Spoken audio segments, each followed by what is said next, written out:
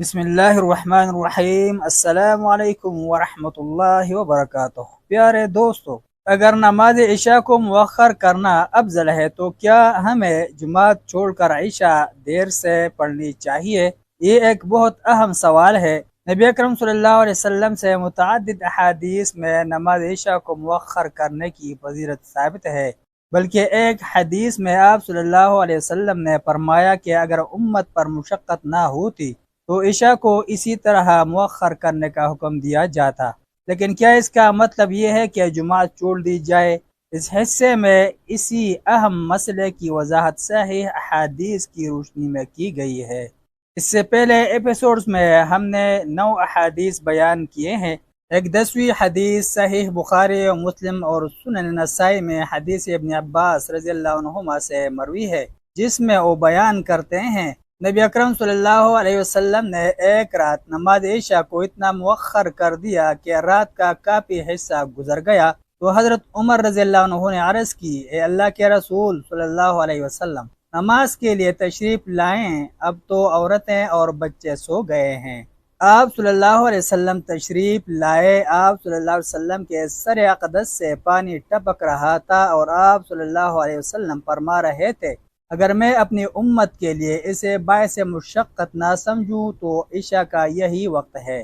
دوسری روایت میں ہے، اگر یہ افراد امت کے لیے باعث مشقت نہ ہوتا تو میں انہیں حکم دے دیتا کہ او نماز عشاء کو صرف اسی طرح ہی ادا کیا کرے۔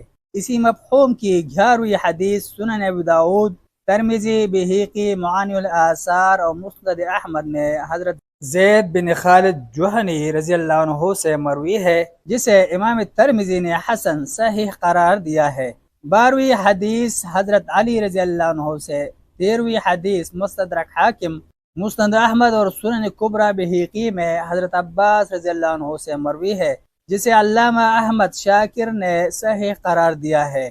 ایسے ہی حضرت عبداللہ بن عمر رضی اللہ عنہما سے معانی الآثار طحاوی میں، حضرت زینب بنت جحش رضی اللہ عنہا سے مسند احمد میں، حضرت عبداللہ بن حنظلہ بن ابی عامر رضی اللہ عنہ سے سنن ابو داؤد اور مستدرک حاکم میں، اور ایک صحابی سے مسند احمد و معنی الآثار میں، حضرت معاذ رضی اللہ عنہ سے سنن ابو داؤد میں، اور حضرت ابوبکر رضی اللہ عنہ سے زوائد مسند احمد میں بھی اس معنی و مفہوم کی حدیث مروی ہے۔ یہ تقریباً 19 حدیثیں ہیں اور 20 حدیث صحیحین و سنن اربعہ میں مروی ہے، جس میں حضرت ابو برزہ اسلمی رضی اللہ عنہ بیان فرماتے ہیں، نبی اکرم صلی اللہ علیہ وسلم نماز عشاء، جسے لوگ عتمہ بھی کہتے ہیں، اسے مؤخر کر کے ادا فرمانا مستحب سمجھتے تھے، اور آپ صلی اللہ علیہ وسلم عشاء سے پہلے سونے کو اور عشاء کے بعد باتیں کرنے کو مکروہ سمجھتے تھے۔